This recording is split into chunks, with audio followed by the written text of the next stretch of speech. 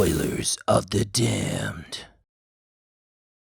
Okay, well, we better get started. Yes. Welcome to the Spoilers of the Damned podcast with Tom, Matt, and Chris. Hello. We are here to discuss all things dark and horrific, as well as continued conversations from last week involving Monster Munch, Monster, and all things monsters. Monsters. I'm a monster. There's a running theme here. Namely Resident Evil 7, which we've all played to completion. Mm-hmm. Yes. And we're ready to weigh in on and basically give our thoughts on. That's fair. Oh, yeah. I'm ready. I'm ready. Excellent. Okay.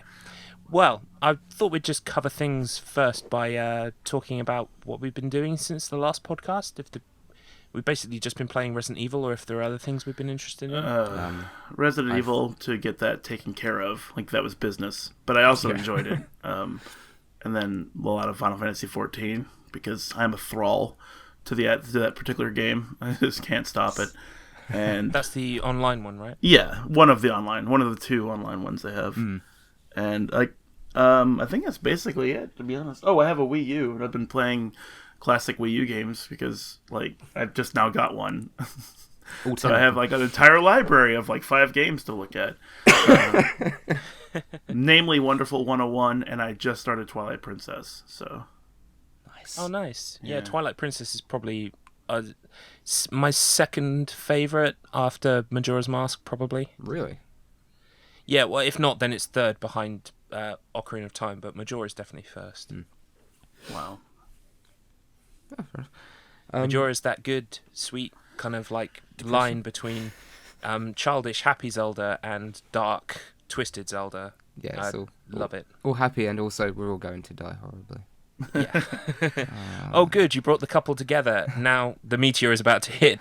You can't do everything at once, bitch. I'm going back in time, but you fuckers, you're dead. I helped you in this timeline, but you won't stay together forever. You're going to be scattered apart all over the place. It's like Groundhog Day, except I can't even remember if Bill Murray on the last, the Groundhog Day where the final day where he actually gets it right and progresses through to the next day, dawn of the next day. I can't remember if that's the day that he also remembers to help the hobo, stop the person killing themselves, all of those other things, or if they'd fuck them. All he had to do was get into Andy McDowell's knickers, basically. That was the important thing to do. All the other fuckers, they're dead. That's the lesson that he learned. Yeah. Funny thing about Majora's Mask, Amazing. though, I actually haven't played that one. I haven't played one since Ocarina of Time. Really? Oh, goodness. Yeah, Majora's Mask is really good. Because I didn't have a GameCube. I just didn't have. There wasn't enough on a GameCube to buy a GameCube for, and I had friends who had GameCubes, so Smash Brothers was already on deck all the time. And Skyward Sword was on the Wii. Didn't have a Wii. I have one now, but whatever. And I have a Wii U now, so I'm just the only one that I was actually interested in was Twilight Princess. So I went ahead and downloaded that on the eStore for $50 because you can't find it for less than $42 at a brick and mortar store, according to GameStop's prices used and new. They have a new copy for $54.99, which is ridiculous when the eStore version was $5 cheaper. So whatever, yeah. And then I had to jump through some hoops for that because the Wii U that I have only has an 8GB hard drive and 5GB are taken up with the operating system. So I had to use a 32GB flash drive to expand the memory so I can store one of their games on my fucking console. And yeah, what the hell? What the hell? Why is Nintendo abusive? They're so happy face and then they just hit you as hard as they can. And then again, when you think they're done. It's always one step Well, I think forward and two with steps every back. one of those consoles, they tend to pack in way too little storage. Yeah. Oh, yeah. God, yeah. This is one of the many reasons why I'm physical till I die. Yeah. I buy literally everything I can get on a disc. I get it on a disc. If I can only get it digitally, then I will. But otherwise, yeah. Well, that makes sense. I'm the same, unless on PlayStation Plus, when they've just got something really good for free, then I'm going to download it. Yeah, Because if they've got a really good deal, then yeah, that's fair enough. They tend to have really good deals. There's always at least 1 or 2 good games a month. Yeah. Yeah. Well, the real annoying thing about this console generation is that all of those tiny little silly games that get released, Overcooked. Have you guys played Overcooked? No, I've heard of it, though. Oh, it's like a really little fun co-op cooking game where basically you can have anywhere from one player playing as two players, or all the way up to 4 individual people playing. And basically you have to prepare meals and get them to the customers as fast as you possibly can. And it's really hectic because the kitchen has got these points where you go get the thing from, you put it on a cutting board and cut it, then you go put it in the cooker or whatever, and you've got this kind of chain of events you have to do while you're getting these meal tickets come up. And it's I imagine as chaotic as, you know, like Gordon Ramsay effing and blinding in the middle of Hell's Kitchen, because he's like, get the fucking onions, because like, you know, you've got a ticket that's about to run out and like no one's chopped the onions, or someone's like left them on the side and forgotten all about them. And there are these cool levels where halfway through, like the kitchen you're working in will split in half, like for some, you know, stupid story reasons. Say like you're on the back of a bus and the bus breaks in half or something, so you can't get to the bit of the kitchen you need for a while, so you're like, what can I do that will actually help? Okay, I'll chop more onions. And then you end up with like 10 piles of onions and you need chopped lettuce instead. It's just really fun. But that's aside from the point. What I was going to say is that even that's got an on-disc release. So many games that have got on-disc releases that usually would be the kind of game you would just get on XBLA or whatever and have digitally. So for someone like me who, you know, unless I can really, really justify to myself, you don't need that on disc, I will want to get the disc of it as opposed to get a digital copy. So and also it's really annoying this console generation as well, because you have to install absolutely everything. Yes. Yeah. And then if you want to actually play it, you need to have the disc in the drive. It won't let you without the disc in the drive. And in some cases, you need an internet connection that'll work. Yeah, absolutely. Like Riza, my fiance in the Philippines, and I were trying to play Destiny on our PS3s, and she has to download like an 8 gigabyte update on her PS3, and she's in a third world country. So I mean, they don't have bad internet, but they don't all have good internet, and sometimes their electrical infrastructure is bad and can start fires if used for too long, that kind of thing. So they unplug stuff. So having something plugged in for like a 24-hour period is just like, no, you don't do that. Yeah.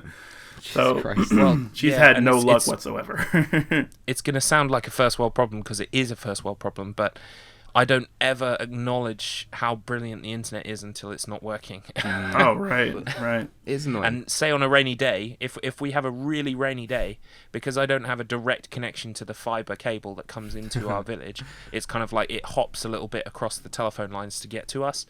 If it's raining, then it's really bad and the internet drops out, and then I become sort of like a raving lunatic. What do we do now? Why isn't it working? Turn the router off, wait 30 seconds, turn it back on again, connect to it, nothing loads.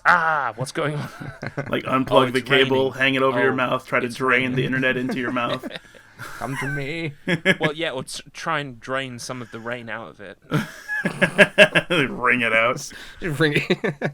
The internet's not working. Ring. Put it on the line again. But what was I? The one thing that I've really got into this week, I fell down a little bit of a rabbit hole in terms of internet videos. Mm-hmm.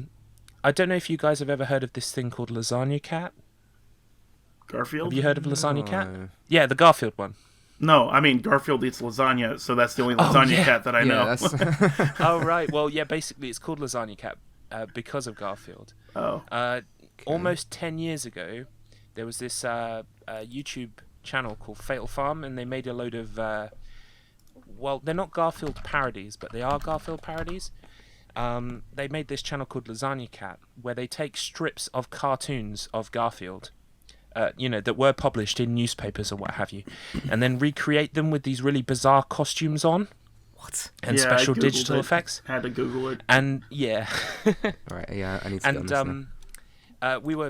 We were into these when they came out, sort of back in 2007, 2008, and they were all really funny because the jokes weren't funny. The way, even if the joke was funny in the comic, it wasn't represented in a way that was funny because the joke was funny. It was represented in a way that this is funny because it's not funny. Yeah. And then they would have a weird animated YouTube poop music number after the comic had been played, and then they would always have a picture of the guy who created Garfield as if it was like a memorial to him, even though he wasn't dead at the time. I don't think he is dead yet, but he definitely wasn't dead at the time. Anyway, so these strange, funny videos were there, and now, nearly 10 years later, they've been like dropping teasers that they're back. Oh yeah, I can see that. Yeah, so yeah, the last one they did was the last video was 9 years ago, and now out of the blue they've got 4 more videos up. Yeah, they're back, and so the fact that they've come back, my friend told me that they're back, and I went on and had a look, and it's different and amazing and cool. But then I found out, because I only knew of them doing Lasagna Cat, I found the Fatal Farm YouTube channel, which is also theirs. Uh-huh. And I found these things they had been making called alternative TV intros. Right. And basically where they take TV programs from, say, the 70s, 80s, 90s and recut them in a way that they're kind of incredibly dark. Some of them are just stupid jokes, like the Knight Rider one. He's just driving around on like a really tiny little version of Kit, and it's a bit bizarre and funny, and you don't know what's going on. But the DuckTales one is proper 100% dark as fuck, really bleak, dark, horrible.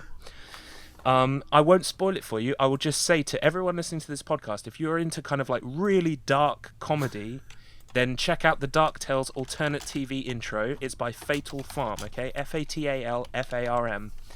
Now, this has existed for nearly 10 years, and I had no idea it was there. What the hell? How did that escape me? Oh my god! But I think it's amazing. So yeah, I would suggest that. That's the main kind of like horror/comedy thing I've been into this week. Just catching up on those. Oh, just weird and the shit. fact they've been there for 10 years, yeah. I ended up seeing the DuckTales one as a kind of an animated GIF version about 2 weeks ago. And then I found out today that it's actually made by the same guys who made Lasagna Cat, which kind of makes sense in a way. Well, speaking of strange things like that, have you ever seen, Don't Hug Me, I'm Scared? Oh, yes. I'm well aware of Don't Hug Me, I'm Scared. That's a great series, too. That's interesting. I've actually seen the people that made it interviewed before by Adam Buxton. Adam Buxton interviewed them? Yeah, he did one of his live shows at the BFI in London. Oh, wow. It's called Bug. Like he basically sits there on his laptop and talks to us, and then just shows us videos that he's been watching recently. That's amazing. And then it's like music videos and other weird stuff, and that's why he had Don't Hug Me, I'm Scared. Oh, cool. Yeah. So yeah, I wonder if that interview's recorded somewhere, like available. I don't know actually. I don't know if he doesn't seem to. Yeah, because if it's a live show, he might not. Yeah, he doesn't seem to upload that much as he used to. Oh, and then he reads I'm subscribed to his podcasts, so... Oh, he's great. Adam Buxton's great. And then I love Adam. When he reads out the YouTube comments, it's just brilliant. Yeah. Chris, have you seen Don't Hug Me, I'm Scared? I'm sorry, no, I just watched 20 seconds of that alternative DuckTales intro, and I'm a little horrified. I told you. Just thought I'd mention that on podcast so that people know that it's legit horrifying. It's legit. But dude, if you're 20 seconds in, then you've not seen anything. You have to wait for the M. Night Shyamalan-esque twist at the end. Oh god. It's pitch black. I love it. Yeah. It's not playing any sound. Well, it's basically the DuckTales theme tune completely unaltered. Yeah, it's just that. You don't need any sound if you know the DuckTales theme song. Just hum it to yourself until you don't hum it anymore, because you're like, what the heck is happening here? Oh god, it looks like Howard But Duck. Chris, did you say you hadn't seen Don't Hug Me, I'm Scared? No, I've never seen that or heard of it. Oh, okay, well, we definitely recommend that as well. It's kind of like if a kids' TV program, with puppets and everything else, kind of like started out doing like their usual kind of fun educational show, and then each time it turns into something dark and awful. And hopefully, sometimes the transition is really slight and you don't notice it, and other times it's just bam, it hits you. Suddenly they're talking about how well, actually, I don't want to spoil any examples. Just check it out. I think I've seen one. It's like I remember a video I saw where a person was holding a notepad or something, and they were. Oh god, that's all I have is the notepad. I can't remember the rest of it, but I remember they were writing cute things, and then it became damn it, I don't remember it, but I think I know what you're talking about. I gotta look it up now. This sounds like basically it sounds like Don't Hug Me, I'm Scared. I will actually recommend as well, there's a YouTube channel called Nightmind, run by this guy called Nick Nocturne. He does all kinds of videos. Some of them he's done on creepypastas, others he's done on kind of web advertising campaigns, sort of like things like, you know, the original Blair Witch did like a website that had set up for the movie and everything else on it. Oh yes, yes. And they kind of started these like urban web legends. He also kind of analyzes things like that. Oh, that's But he did a complete breakdown, an hour long, of the "Don't Hug Me, I'm Scared" series.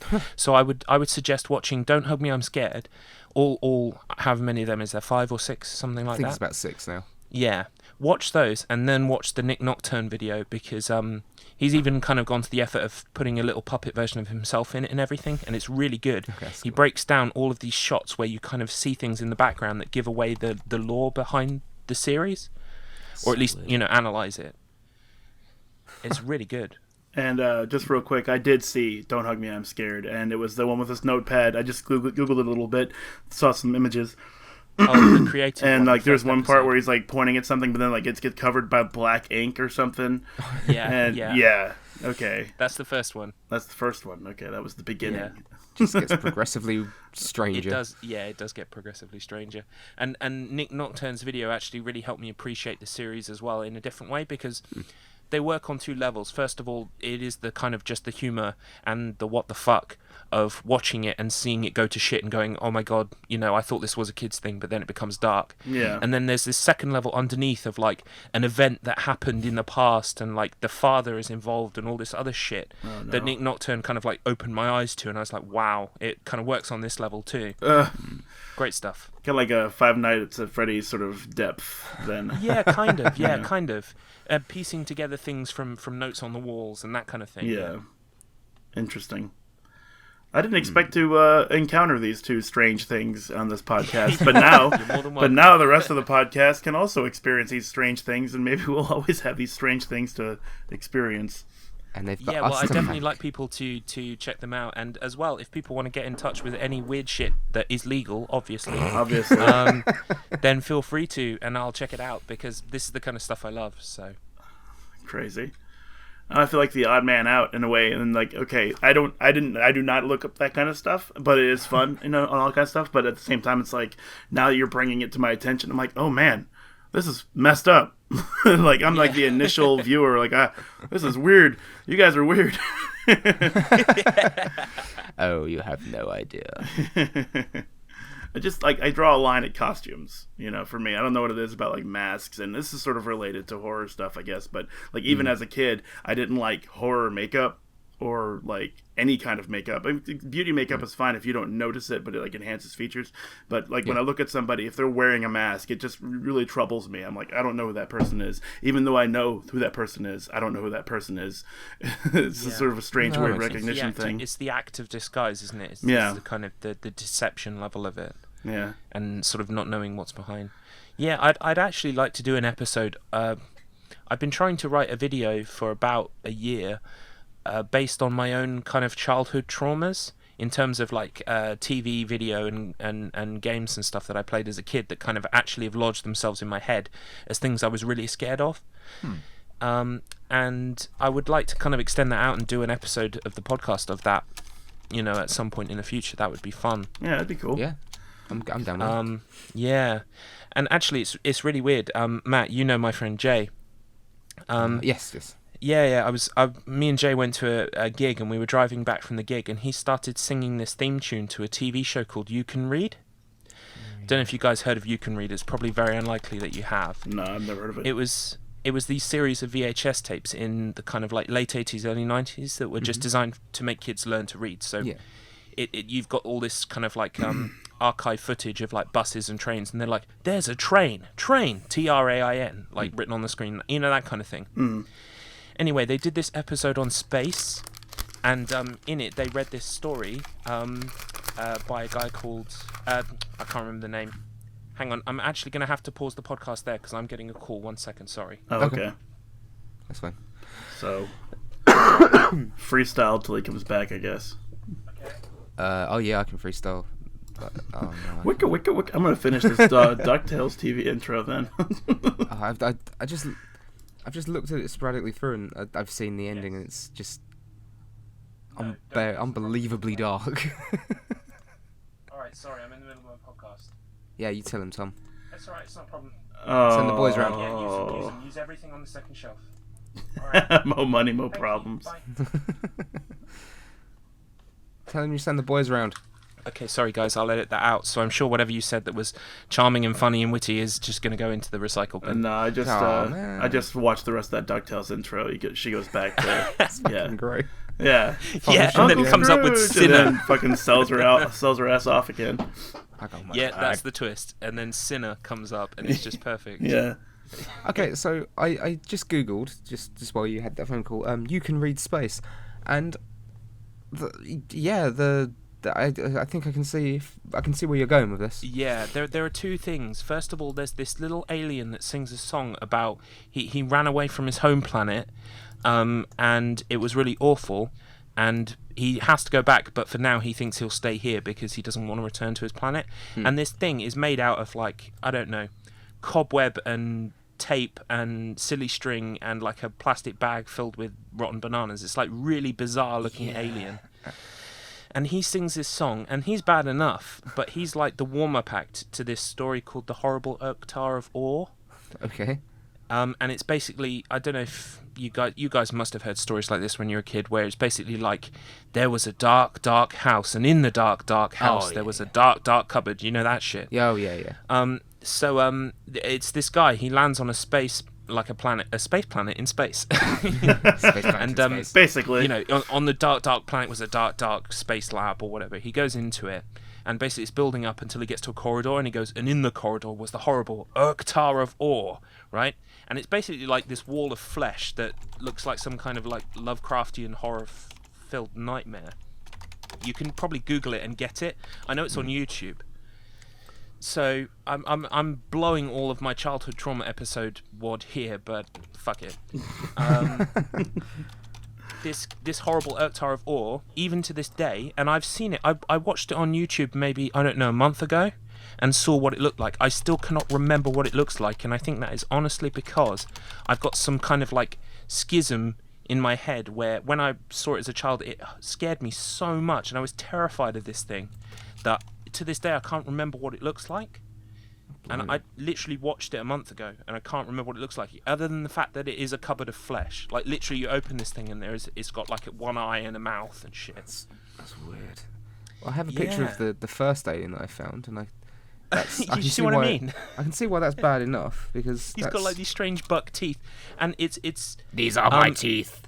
Yeah, and you need to see it moving, because, like, they've got real hands and real feet, like, inside the puppet, like coming out through the edges of the puppet, so the way it moves is really weird as well. Wow. If I can find this. Yeah, so basically I've offloaded a whole load of nightmare fuel for you guys to go check out. Yeah, basically. There is the horrible Oktar of Ore. Yep. It is. It's just hiding in the fucking cupboard. I need it as my avatar just to remind me daily of what it actually fucking looks like. That is creepy as shit. Well, yeah, and remember, I was 3 to 4 years old. Oh my god, what This is like preparation for going to school, yeah, learning to read. Mm-hmm. I was like 4. Anyway, and Jay came across these tapes and his mum made him watch them as well, and it was so bizarre because we'd never discussed it. We've been friends for like 6 years and never discussed You Can Read, and he starts singing the theme tune, and the theme tune to You Can Read is really, really it gets ingrained in your brain. It's basically you can read, you can read, you can read, you can read, like, literally over and over again. Please. It's like it's enforcement therapy. It's basically like you believe you can read because it's told you 200 times that you can read. You can read, you can read, you can read, you can read, you can read. Read. You will read, yes, or else the horrible Oktar of Ore will get you. Yeah, we'll shove you in the cupboard with that thing. It's the eyes. I know. Well, I'd say I know. I can't remember what it looks like. I'm honest. These I'm big honest staring, veiny eyes just peeking out from within the cupboard. It's yeah, horrible. I'll go check it out on YouTube again after this cast. But yeah. anyway, that's a whole load of nightmare fuel offloaded for you guys to go check out. If you listen to the podcast, I do recommend going and checking out these things. I'll try and remember to put links in the description. All the links. Yeah, all sausage of the links. All of them. Put them in the webpage. Yeah. Put them on this website. So, Resident let's Evil move on 7. to the meat of... Yes, the meat of this episode is Resident Evil 7. Let's move on to the Okay, so subject. what I was thinking is to give it some kind of structure, we'd go over our overall thoughts of the game, just in general, and then we'll move on to the mechanics, gameplay, and how the thing is built, graphics and what have you, and then we'll move on to plot kind of last, so that anyone who doesn't want it spoiled for themselves, they've got a chance to listen to our basic thoughts on the game before we get into the nitty-gritty. Yeah. Although this podcast is called Spoilers of the Damned, as Chris said last week, so the clue's in the name. Clues in the name, but it is a brand new game as of this podcast, so Yeah. it would It was be on the train. nice that people could, like, maybe I waited 2 weeks, I'll go ahead and pick it up now. I hear lots of good things, I'm going to play it, that kind of thing. Yeah, I know people that do that. They'll wait for their friends to tell them if it's actually any good or not. Yeah. So. Well, we are here to do that for you right now. Oh, yeah. Who wants to start? I do. Okay, go. Like, overall, loved it. I can't say that I love every second of it. There's a couple, two small parts in the game that I wish that they could have done a little bit differently, but they weren't major, so they were very much under the currents. I didn't really care about it, but like overall, I felt like it fit in Resident Evil the universe. It fit well enough, though with the ending, I don't really understand, but there's some things I haven't played in Resident Evil. But like the house, the catalyst, I'm going to call it that, all of the reasons for everything is reasonable, and the action played like a classic Resident Evil game, except you're playing it in first person, and that sounds so simple, but really when you think about having Resident Evil 1 through 3 cinematic camera angles in the corner of the room or something, and you press forward to move, but you have to know where your character is facing to press forward, so it's a little awkward. When you put the camera in the eyes of the character, you're still moving the exact same way. You're pressing forward, but the camera's moving with you, so forward is always the point of reference, and you never have to turn and then move forward or whatever, if you know what I'm talking about. But the way he holds the gun, like when you have light cast on Ethan and you move, it looks like he's a Resident Evil character moving in a Resident Evil environment. Yeah. And I got that. really liked that. I was like, okay, this is definitely a Resident Evil game. And when they started throwing disposable enemies at you, that's when it really it came home for me. Even though there weren't a lot of them, it didn't matter, because the situation is such an isolated incident. It's not a citywide hellscape bioterror problem. It's just a home, so you wouldn't expect a whole lot of different enemy types. I felt like it was the best effort Resident Evil has had to date in coming back to its roots. I'm just going to leave it at that. No, yes, that sounds fine to me. I guess I'll go next. The same. I really enjoyed it. It's not perfect, and it's nothing ever is going to be. But I agree with what Chris was saying, that it really does everything it does. It feels like a Resident Evil game again. It doesn't feel like an action game that happens to have monsters in it. You do feel isolated. You feel quite helpless at times. And I think what I enjoyed the most of it, and I've realised I think that's what I enjoy most of survival horror in general, is I just exploring the house and the other locations in the game, finding notes to read, finding different items, all the keys. I really just enjoy doing all of that and exploring in these games and solving small little puzzles. There's a puzzle I really liked that was in the the basement, and you have to pull open the different these different doors in a certain order to unlock a different one. And it felt like Resident Evil, and it felt like a proper old school survival horror game. It was really cool. Like I said, it's not perfect. I don't agree with some of the review scores. I think they're a bit too kind, and putting it on the 10s and the 9s is a bit I bit think I'm overkill. actually with you there on that. I mean, I'm not saying it's not good, because it's. But to say it's it's a 9 or a 10, it's it's good. It's really good. And it's a really good step in the right direction, and they can hopefully go on and even do even better things now. But don't overdo it with the review scores just because 6 wasn't liked very much, because that's how it felt with all the review scores. Yeah, but I don't disagree. Think It's good. I think some of the hype played into that, definitely. But I don't disagree that it's good. But yeah, I didn't mind that there weren't that many different types of monsters to fight. I wasn't really enamoured with the design of them. I thought they were a bit bit boring to look at. I don't know. But we can get into that a bit more later. I just thought the creature design could have been a little bit better. But overall, Yeah. I really enjoyed it, and I played through some of it a bit more yesterday with a certain item that you unlock for your second playthrough, just to see what it was like. And it makes fighting certain enemies a lot easier. A lot easier. But yeah, it feels like a Resident Evil game. That's all I could have really wanted from it. Yeah, I think that's what I got from it the most as well, is that it feels like a return to form. Yeah. I mean, I enjoyed Resident Evil 4, 5, 6, but when it came to getting back to that feel of being on a small scale kind of personal horror, I enjoyed this a lot.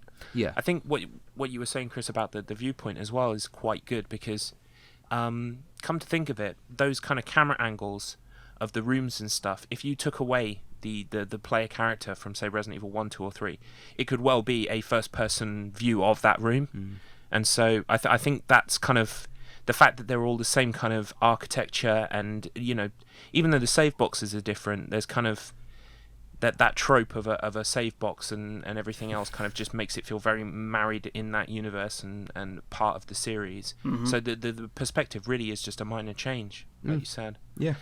But if I had to put a score on it, I guess I would call it a solid 8.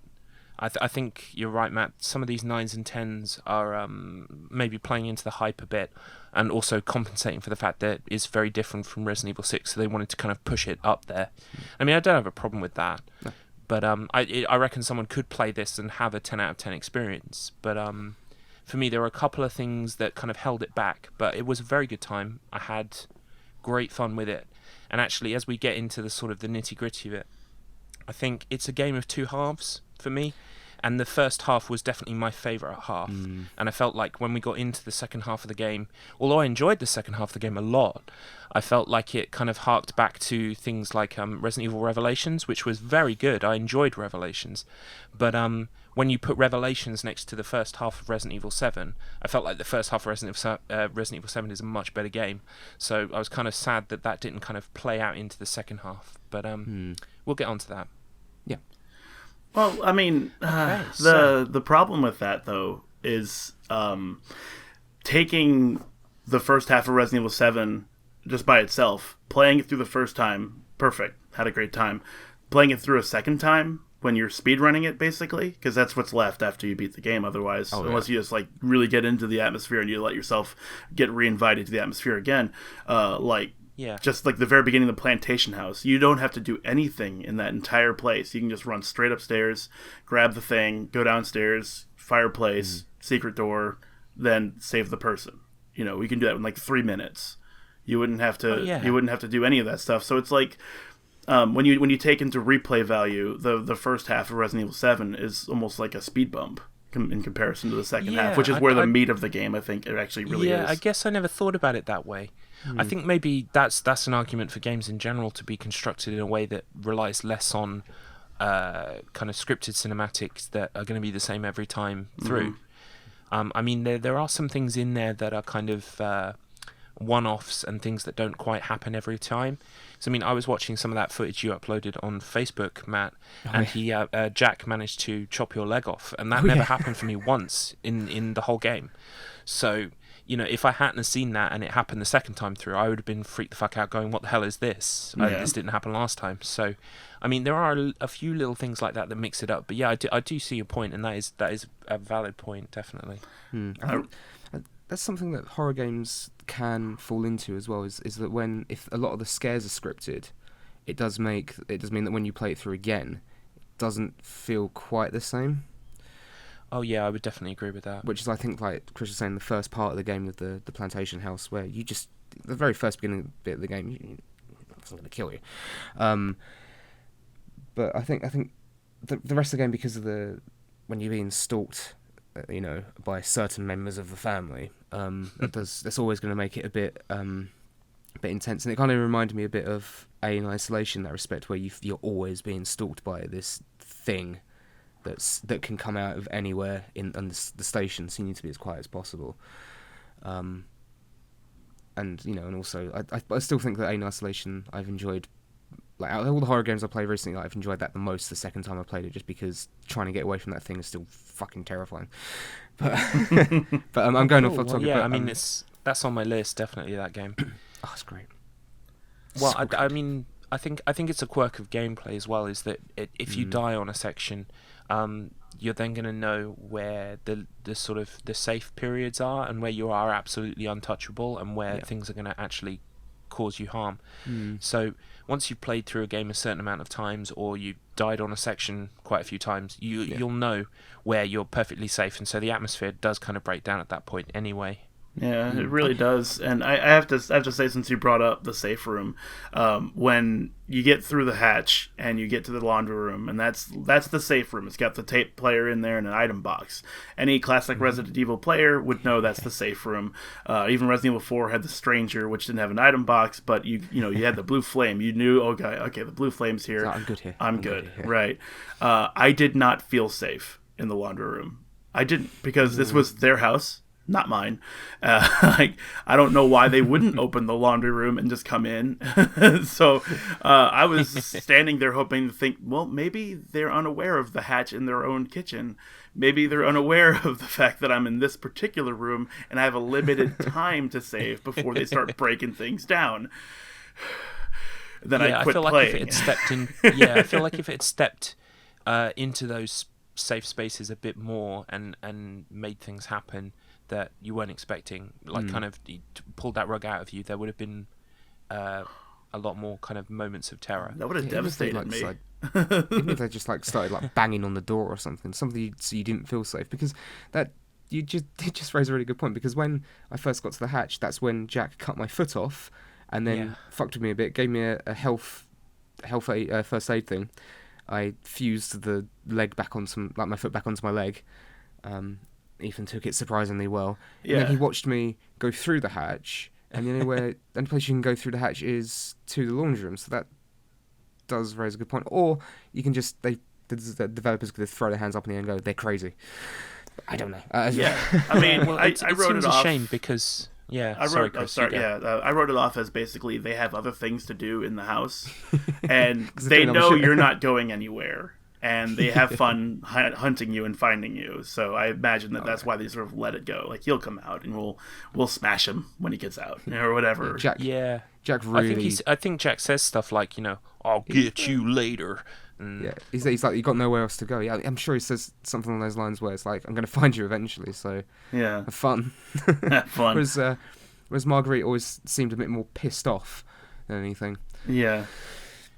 I also found, but without getting into too much detail of her section, I found that her patrol route was incredibly small. Yes. So I wasn't that bothered by her at all. No, actually. she was not a big deal, and she really sticks out in the family because of reasons. I don't know if we can start talking about that or not. I think we should be able to at this point, because it's hard. It's hard to talk around it now.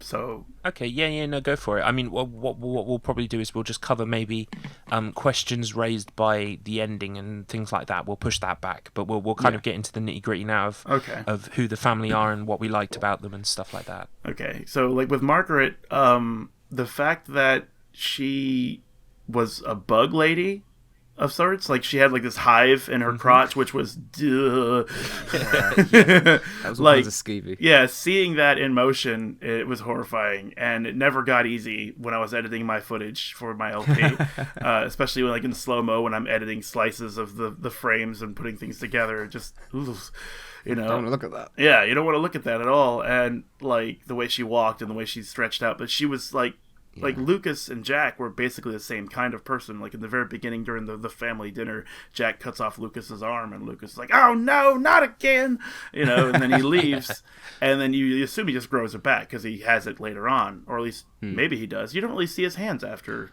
that, I don't think.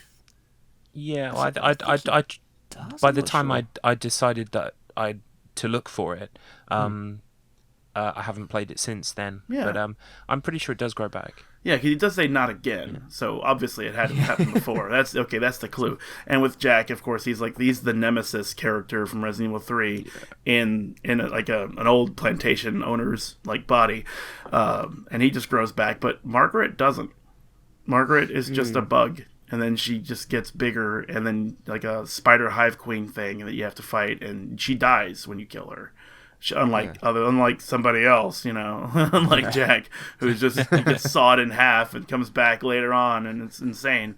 So I don't know. I want them to address that in the DLC. If there was something that happened in the banned footage Volume 1 that I have yet to play, that explains that or something, because that does stick out to me a lot. Yeah.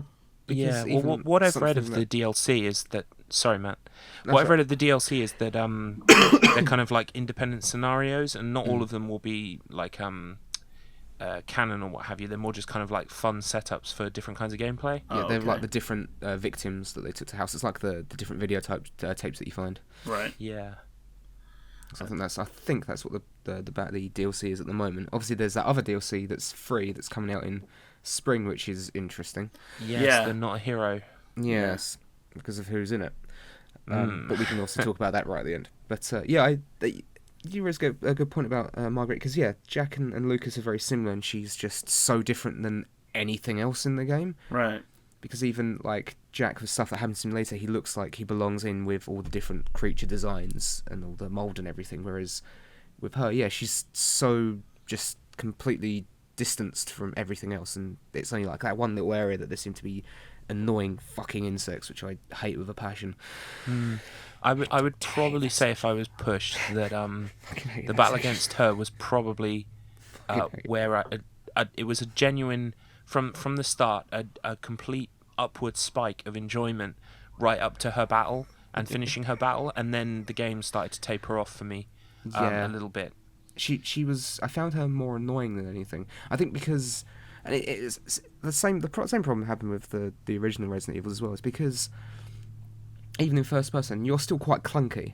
Yeah. And you've got things that when they move so fast, it feels a little bit unfair. I know that it's supposed to be survival horror and it's supposed to be up against it, but some of her attacks in general felt a bit unfair at times. And she did do, in my playthrough, she clipped through the wall a lot.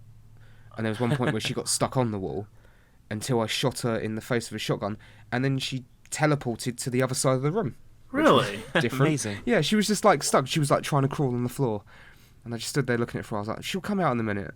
And then she'll come out in a minute. I was like, this is so can I just, maybe I could just cheat my way to killing her here? Bang! Where did she go? Oh, she's over there now. Oh, what the fuck? Huh, that's interesting. I didn't notice anything like that, but she did move around a lot, so I just assumed that was happening, like in the darkness. Yeah. Like, as long as she's not in view of me, she could have gone anywhere.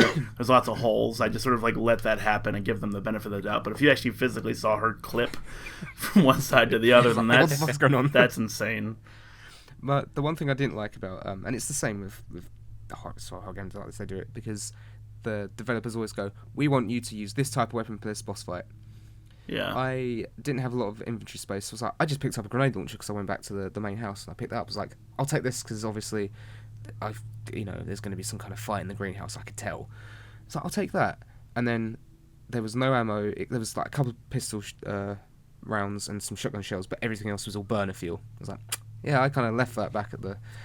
Well, I didn't actually use the burner in that fight, so that's interesting. Yeah, they gave me loads of burner fuel, and I was like, good. So I'm out of ammo. I'm going to reload now, because I'm going to die, so there's no point. I think that's interesting, though. Tom says he didn't use the burner at all in that fight. Yeah. You didn't bring it with you. I backtracked. Okay. I backtracked and got the grenade launcher. Yeah. And I had a few flame rounds, so I used the flame rounds. I had one neuro round for that as well. And I mainly used shotgun on her. Absolutely shotgun. I used only the burner. I used the broken shotgun to get the new, the kind of the broken shotgun and repair it. So I had the strong shotgun. Yeah, I forgot to do that. That's why. Okay. I put the broken shotgun in and got the normal shotgun, and then later on I found that when you're up in the attic above Lucas's room, I found that toy shotgun. Yes. The wooden one, and I thought, well, what happens if I do this? Yeah, and then obviously I found a repair kit and applied it to the shotgun, and it was great. That was my main thing for the whole game. Not enough ammo. Yeah. I mean, and then there's I didn't use the toy axe. Yeah, no, neither did I. I didn't. Shadow thing. Yeah, I didn't know what the toy axe was for. I know where you're supposed to use it since. Yeah, I know where you're supposed to use it now. Since because I watched a video, but you're supposed to use it to make a number in a code on the wall, like a shadow puzzle again. So it's supposed to be like a 7. Yeah. Of course, of course. That's what they'll do. Oh, yeah, I heard about that, but I didn't actually. I never went and found that. I don't even know what's back there, but it didn't seem like it'd be that important anyway since I beat the game. So, unless it's like more antique coins or something. Yeah, it must be antique coin. And speaking of which, I eventually did. How did you feel about that upgrades? I'm yeah, fine so with did it. I, but I didn't use it as much as I wanted to. I didn't use it once.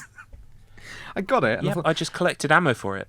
And I was like, I'll put it because I'm going to need it for boss fights. It's going to be a big boss fight at the end, and I always save the magnum for the big boss fight. I'll use that. And then it gets to the bit right at the end, and it's more of a scripted thing, really. Yeah. The bit right at the end, because that's when I had the magnum. And that's my fault. I always do that in survival horror games. I always get like a really good weapon. I'm like, no, I shouldn't use it because I might need it. Yeah, I do that as getting well. to the end all of the Resident time. Evil 2 with like 25 magnum rounds. I should have used And that. then you end up using them on like the zombies in the last corridor that aren't going to hurt you. They're just there as window dressing. It's like, I should use it, so I'm going to use it now. Yeah, I'm going to get my money's worth out of it now. Yeah, pretty much. But I felt I don't know about you guys, but in terms of the upgrades thing, I know that any other kind of upgrades would have been unnecessary, but I still can't help feeling like there weren't a lot of upgrades. There were like 3? Yeah, it felt a bit weird. Yeah, the Magnum and two or three of the stimulant things. Oh, you mean like that? Because I was talking about like the handgun has an upgrade if you find the broken handgun and use the broken the gun parts for that, and then the shotgun. Oh yeah. No, I meant just kind of like, I don't know, but when I found out that there were coins and you were collecting them for upgrades, I felt kind of gypped that there were literally only like 2 or 3 things to choose from. Yeah, it's a bit strange. Yeah. I don't know. I like it enough because, again, I approach it from the replay value, saving the coin for the Magnum so you can get through certain parts quicker would make more sense. And if once you're good at the game, using the coins for the steroids would be less important because you'd know how to dodge the enemies and all that kind of stuff. I kind of like it for that, but it did need some more features, more something than just those 3 items. I just felt like there was I don't know, just spitballing. I mean, like, maybe some of the broken weapons could have been, upgrades instead, and you have to pick and choose. I would have just, especially for replay value, that would have kind of like, for me, added more kind of tactician thinking as to whether I need, maybe I should try out this weapon instead this time, because it does kind of give you everything. And by the end of the game, I definitely did have too much stuff. Yeah, especially like with the stimulant, the increased reload speed. That was a complete waste. Like, you don't reload during a battle, and I don't really reload during a battle. I love to reload during a battle, Ocelot. The smell of cordite. Yeah. Sorry, this is the Metal Gear Solid podcast now. But no, like, the stimulant seemed like a complete waste for me because the reload speed was fine before. Like, if it shaves off a half of a second of reload time, then I'm fine. If I take a hit because of it, I have first aid med for that. And I never ran out. So it just felt like I didn't need to put coins in for that. But I did because it was there. Exactly, because and it does that thing that it always does to everyone when you play a game. You're like, well, it's there. I obviously need it. Yeah, obviously. I need it, right? It wouldn't be there if I didn't need it. It wouldn't be like locked behind something. Yeah. At least like there was an in-universe reason for the upgrades and how they were presented. Just jamming steroids into his arm. Yeah, that's true. It's like, and they were in cages with little, coin collectors and stuff. And I kind of wonder if those upgrades carried over to the Mia section. Now that I think about it, because if they didn't, then Ethan post Mia. Well, there is the salt mines. I guess you could still benefit from those from there. But yeah, it just seems kind of like they weren't that important. I mean, I got the steroids when I got them because I was like, oh boy, more health. Jack's got hammers and stuff and chainsaws. I'm not, I don't want to die to those things. So I jacked myself up all those times. But like the stimulant to me really just sticks out as a complete waste of time. Yeah. It just reminded me of something as well, like saying the health and everything doesn't carry over Mia. I did like the fact that when you get control of Ethan again, it's like, oh, you've got all of Mia's stuff, by the way. Yeah. Like the machine gun and all this stuff. She dropped it off for you. She just put it through the door. Take the machine gun. It's really powerful, especially against living things. Right. So, and I did find it quite useful, to be fair.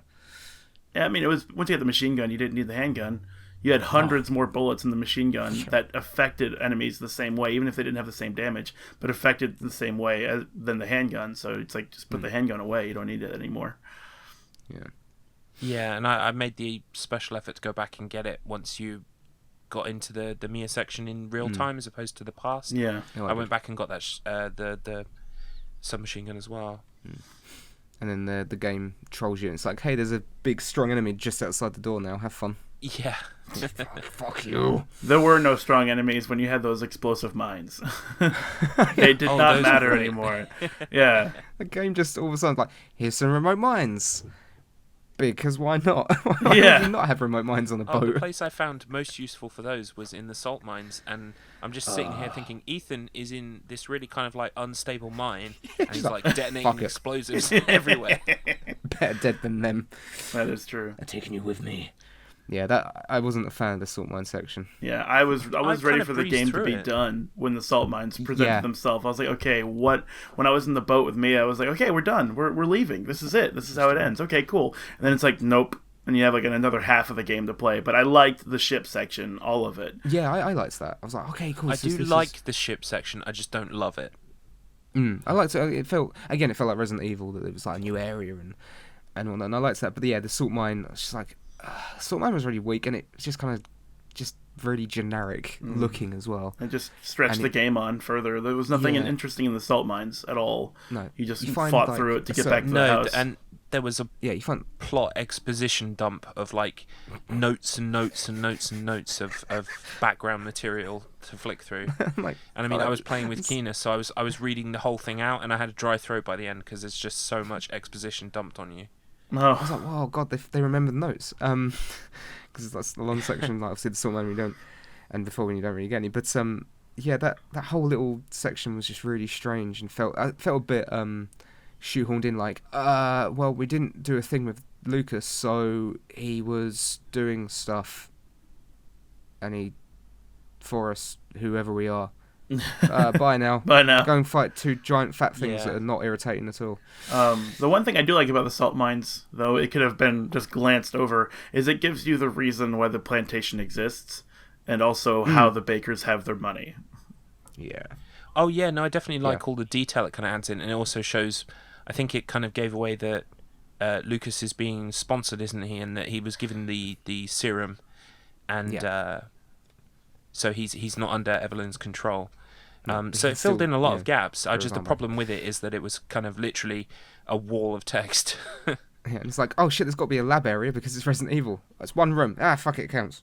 It's like, get on with the game. Yeah. I did like I think it was, is it either when you're on your way to the salt mine or when you just get out, and you see the helicopters for the first time, and which did genuinely get a what the fuck reaction from me. Oh yeah, I think that's on the way into the salt It's mines, on the if way I in. remember I correctly. thought for sure the next wave of enemies was going to be Umbrella Corps or something. Yeah, some kind of it's like- SWAT team. Like I thought it was going to be Half-Life Death Squad sort of things. Oh god. And I was like, oh, this is going to suck. These controls shit. Yeah, they're going to be faster and better and more like better entrenched, and I'm going to have to fight them like at the end of RE6 or no RE5 with the ship cover and all that kind of system. stuff. Yeah. Oh man, this is not going to be cool. But Something's just occurred to me actually. I want to ask you too. Did you pick Mia or did you pick Zoe? Mia, I mean, she was the reason why Yeah, you were there to same here. begin Yeah. with. This choice is completely bizarre to me, and I don't understand why it's there. Yeah. Oh, I know what happens as well. Yeah, I know what It's happens completely too. pointless. You know what happens if you Completely pick Zoe? pointless. Yes. Yeah, it's completely pointless. Really? Yes. Yeah, it changes the ending slightly. That changes Wow. one small thing. Do you want to know, or I So mean, it is spoilers are literally damned, pick so- your ending. Yeah, basically, it's pick your ending. That's it. Because they try to make you feel bad. She's sitting there going like, I don't know why I ever thought I'd escape. It's like, And bitch, it's like- you told me to use it. Yeah, you you told me to use it told on me- him. 2 serums, 1 yours, 1 mine. You told me how to use yours. Use it on him to kill him. Like, okay. And also, sorry, I feel bad you've helped me, but it's kind of my wife, and she's the reason I'm here. Yeah, And I saw a load of people online saying, I picked Zoe because Mia wasn't upfront and honest about, sort of her Oh, past shut and stuff. up. It's Like like, infected with the T virus. yeah, but she fuck's also sake. didn't let Evelyn go on purpose. She also didn't try to bring us here, sort of like on purpose. Yeah. She did forget what happened. It's not until Yeah. Evelyn shows her the videotape, and also she's like fucking saves Ethan at the end anyway. It's like, oh, you evil person. You didn't tell me what was going on because you did actually forget. Like, the one detail that sort of like gives Zoe some sympathy for me, though, is that she didn't give you the serum. She held them out like, yeah, see, I made 2 serums. And then Ethan's like, mine. And boss fight. Oh, oops. Yeah, exactly. So it wasn't exactly like, here, Ethan, use these. Use them exactly as I direct, and then I'll get mad at you later. It was more like, hey, look what I made. You're armed, so I'll hope for the best. I mean, there's only 2 of us, right? You can't like throw one away in any way, and then boss fight, and then you use one. I was thinking, is Ethan maybe infected? His left arm looks pretty good considering it got chainsawed off. Yeah, but it's still stitched. It's still stitched by the end of the game. Yet your foot, if it gets cut off, you can assemble quickly and walk on it again. Just pour some fluid on. And he's like, yes, that'll do. Yeah, like that's like that leads me to the 2 things that I'm just going to go ahead and say them that bothered me about the game. One is the leg. I wish I would have died instead of lost my leg because that would have just made more sense.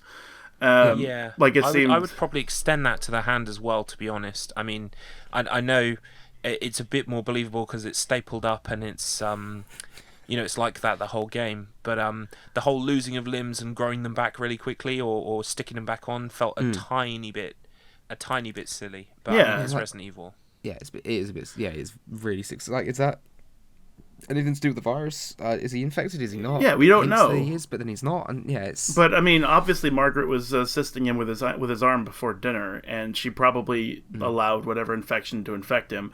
So we can assume that he's infected.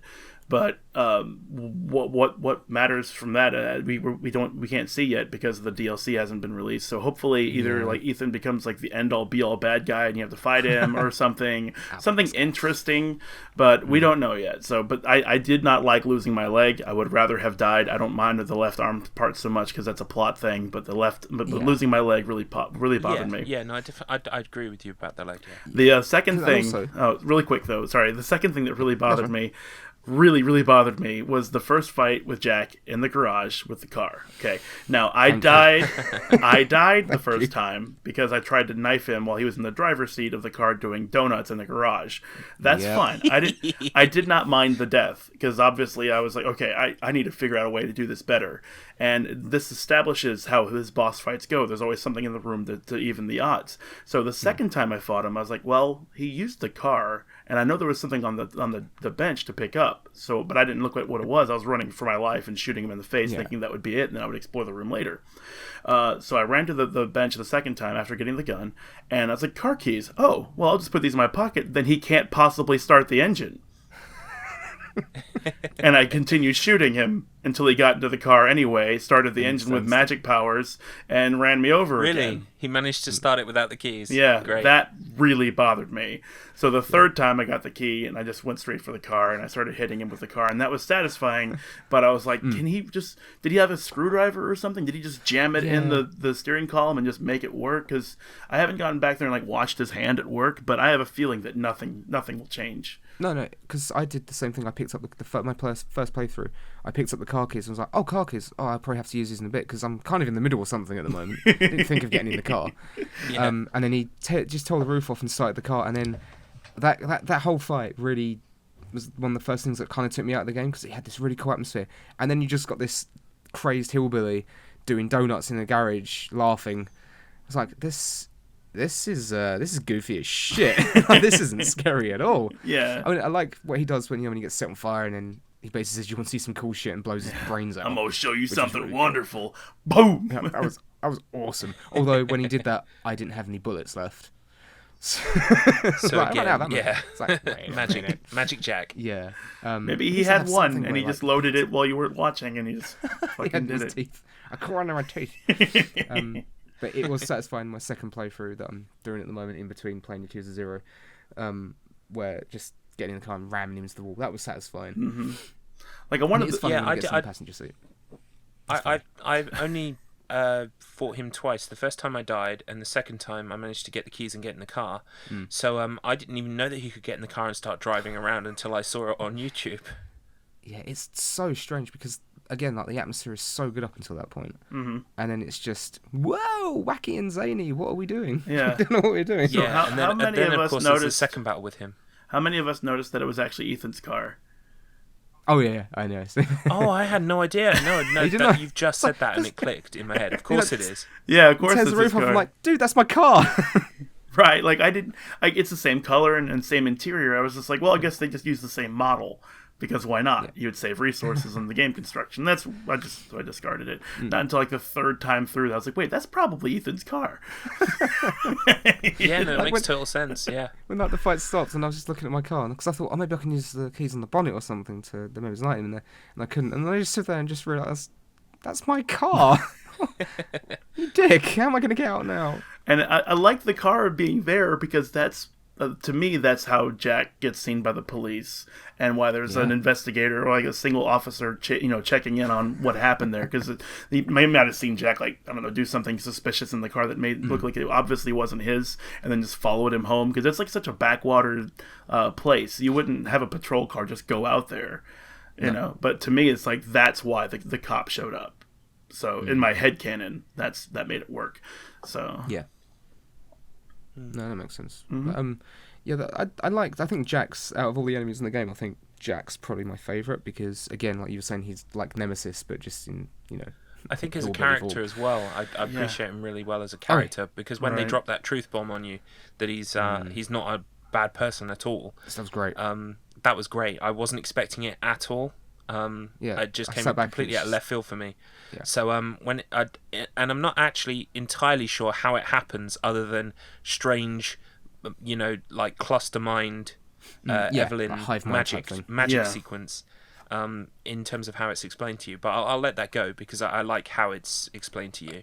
And also, even though Marguerite's I don't know if Marguerite was there in that scene. Again, she's just distanced from everyone. Yeah. But I liked that because suddenly I felt really bad for them. I felt really terrible for all of them. Right. And it's like, they probably would have wanted to Apart die. from Lucas. Fuck Lucas. I do like the fact when you pick up his photo, like you just get a text that pops up saying, you don't know why, but you think he looks like a dick.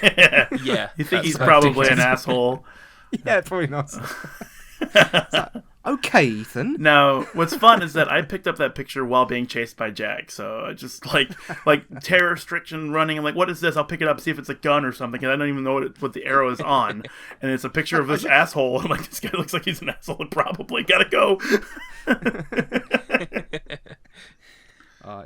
Being chased by Jack was always really good because of the way he just patrolled the entire house. Now, like, did he really patrol the whole house? Because it just seemed like he was there in certain sequences, like in the beginning after dinner, and then afterwards when you're in that second upstairs bathroom with like the bathtub with all the black Icarus stuff in there and whatever you pick up out of there. Because then he shows up, like, "Hey, boy!" and he like slaps you around and like headbutts you, and it's like, "Oh shit, I gotta run from this guy. I don't know where I am right now. I don't know how to get to where I need to be." But I remembered there was like a broken banister going downstairs, and they have that recliner on the stairway. So I used that a couple of times. Yeah, I just booked it he straight does come there. downstairs from the upstairs if you do that. Oh, okay. He does move around a little bit, but not an awful lot. He literally just patrols that downstairs part, the upstairs part, and the stairs between, basically. Okay. Yeah, it's good. He doesn't patrol the whole house. Yeah, because I did like the fact that he's patrolling somewhat. He's got a better path than Marguerite, who's just, I'd go down this corridor and this room. Yeah.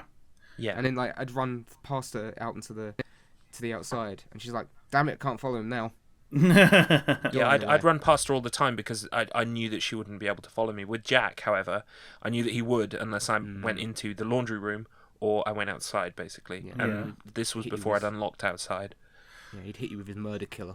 Yeah, and I liked how his weapons changed. He had like that axe at first. No, what was the very first thing he had? Was it a hammer? No, the shovel. Yeah, he had just had a standard shovel which he used to kill the cop. And then later on, he has like an axe that looks like it's been wrapped in barbed wire or something. Yeah, it's got like a roller on it with barbed wire. Yeah, there's that too. The fucking spiked roller with barbed wire on that. Like barbed wire is my favorite decoration, and he just puts it on there. So I like that they just gave him all these like exotic, handmade, handcrafted, brutal weapons. So like when you fight him the second time, and he's going for the double chainsaw scissors, and you reach that you stand next to him, look at him grabbing them, and you see the chainsaw next to him, like, oh, I get to have a chainsaw duel with a hillbilly. This is the best day ever. Let's go. That fight's weird. Like, again, I liked the strange thing that you could kick the corpses into him to stagger him. Yeah, it's strange because it's Jag. Why would he care? Thank you for these intimate embraces with these corpses. Yeah, thanks, mate. I don't know why I don't know why a shotgun to the face doesn't really do much, but oh no, you kicked a body into me. Yeah.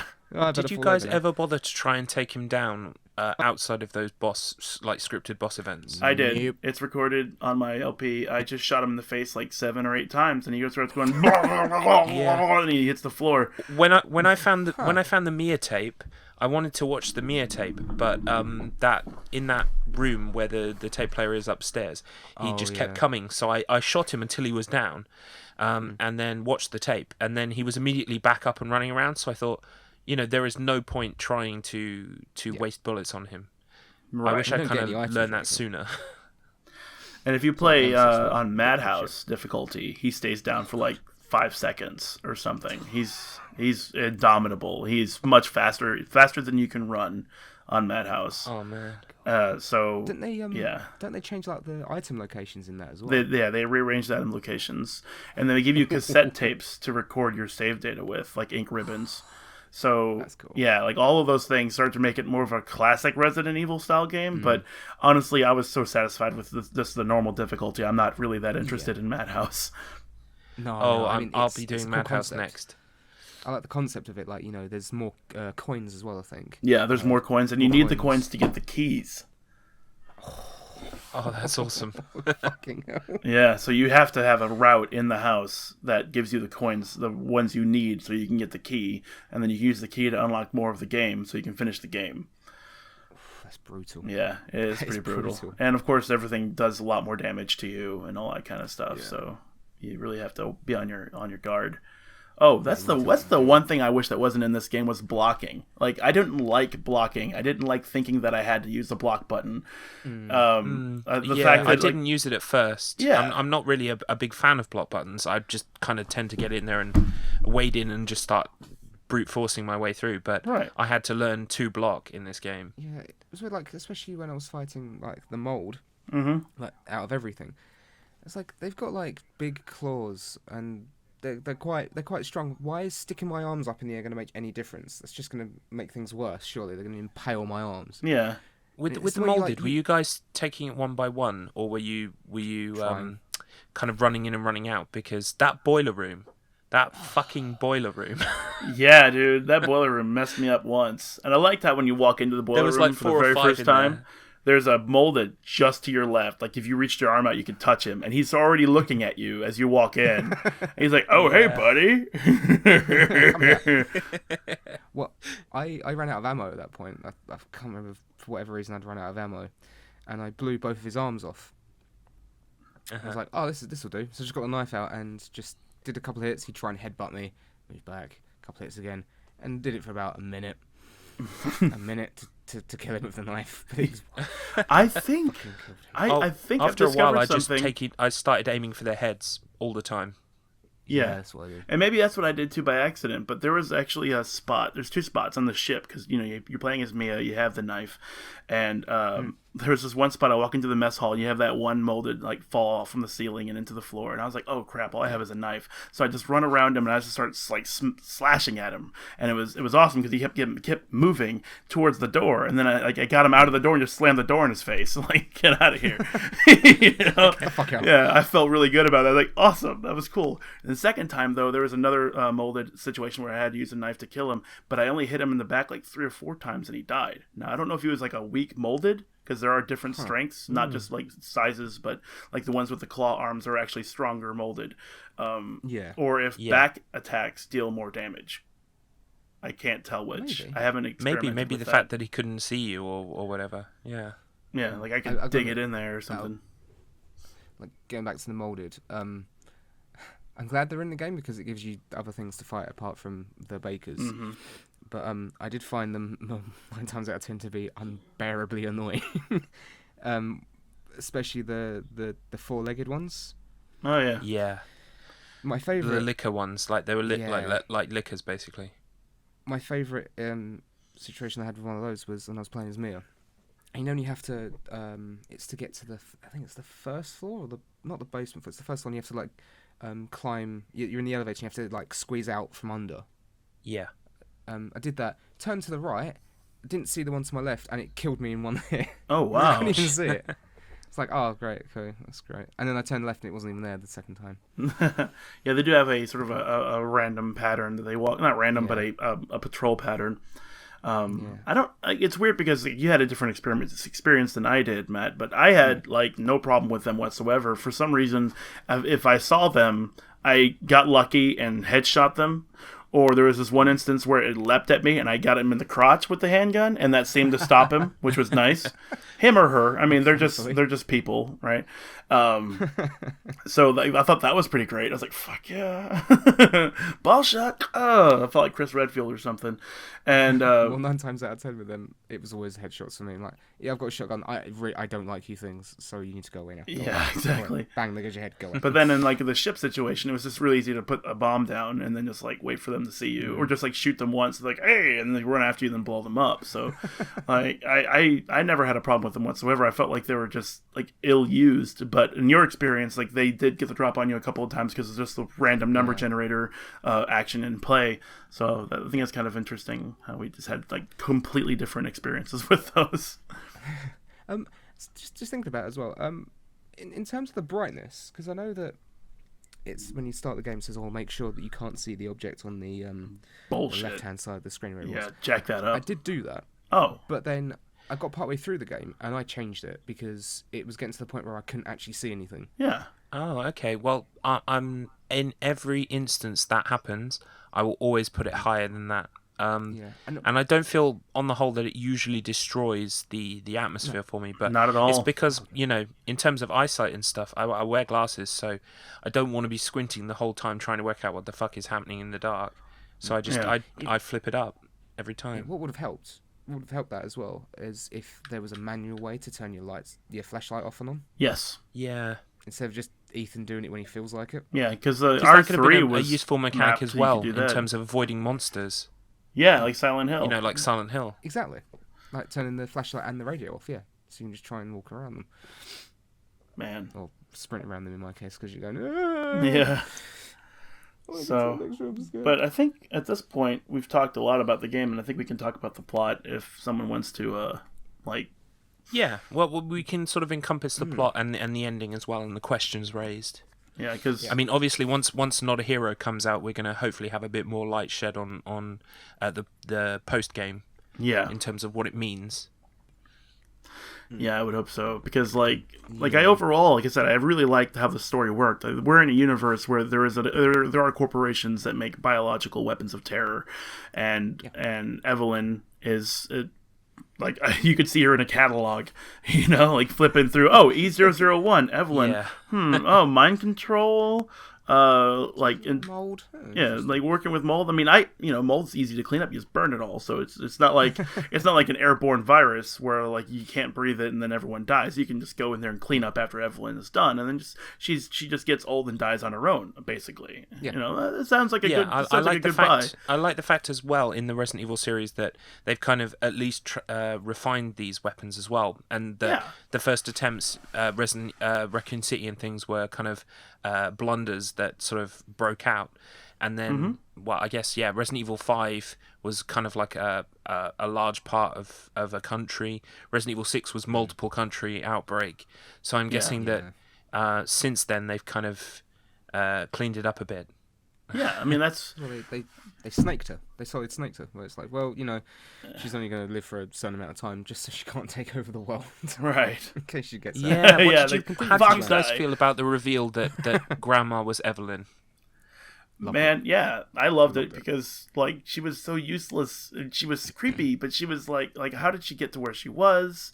And like she would just like look at me, and I was like, like every time you have to like she was walk in plain by sight her the whole time. Yeah, every time you have to like walk by And- her, it felt like, excuse me, Grandma. I have to keep going. Try to save my wife.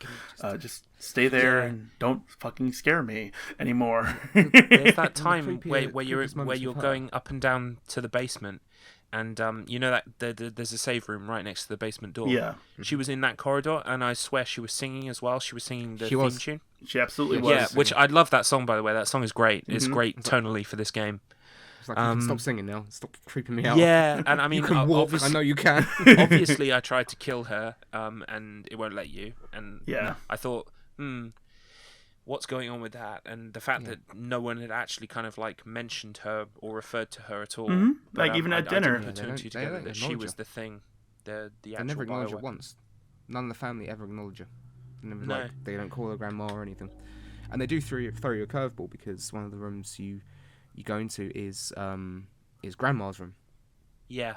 That's where you get the broken shotgun, isn't it? It's grandma's Yeah. room, and it's got the note from the doctor about the tumor or like the parasitic growth on the brain. And I thought, oh, that's the grandma because it's grandma's room. Oh no, that But was it's obviously Margaret. I Margaret. thought. Yeah. Yeah.